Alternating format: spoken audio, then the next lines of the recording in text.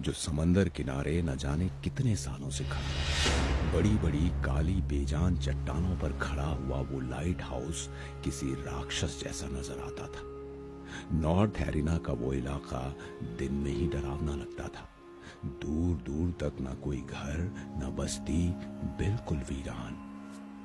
शाम ढलने वाली थी। रोजर काली चट्टानों को पार करता हुआ लाइट हाउस के दरवाजे पर पहुंचा। उसने दरवाजे की बाईं ओर सबसे नीचे लगी एक ईंट को हटाकर चाबी निकाली और दरवाजा खोलकर अंदर दाखिल हुई। न जाने कितना वक्त गुजर गया था। उस लाइट हाउस में कोई भी नहीं आया था। चारों तरफ सिर्फ धूल, मिट्टी और मकड़ी के जाले थे। उस डरावनी जगह को देखकर रोजर बोला, ओ गॉड, ये कैसी मनहूस जगह है। काफी देर तक रोजर लाइट हाउस के उस छोटे से कमरे की साफ सफाई करता रहा और फिर थक कर एक सोफे पर लेटकर आराम करने लगा। पिछले कुछ महीनों से रोजर बेरोजगार था और उसने जॉब के लिए कई जगह अप्लाई किया था, मगर उसे कहीं भी जॉब नहीं मिली थी।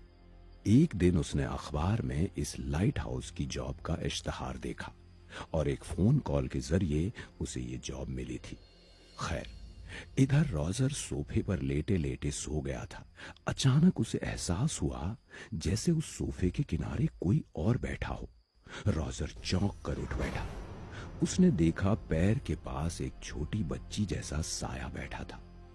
इस तरह किसी को अचानक रूम में देखकर रोजर बुरी तरह से चौंक पड़ा। उसने डरते हुए उससे पूछा, कौन हो तुम? बच्ची धीमी आवाज में कोई पोएम गुनगुना रही थी। Roger Roger, can I call? क्या देखी तुमने मेरी डॉल? फिर उसने रोजर की तरफ देखा। उसका चेहरा इतना डरावना था कि रोजर की चीख निकल गई। जोर की बिजली कड़की। रोजर सोफे से उठ बैठा। वो पसीने से पूरी तरह भीग चुका था। उसकी सांसें जोर जोर से चल रही थी। उसने रूम को अच्छी तरह से देखा।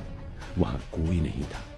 उसे एहसास हुआ वो एक भयानक सपना देख रहा था। वो कुछ संभला ही था कि तभी जोर से आसमानी बिजली कड़की और दीवार पर लगी एक बड़ी सी पेंटिंग जमीन पर गिर गई।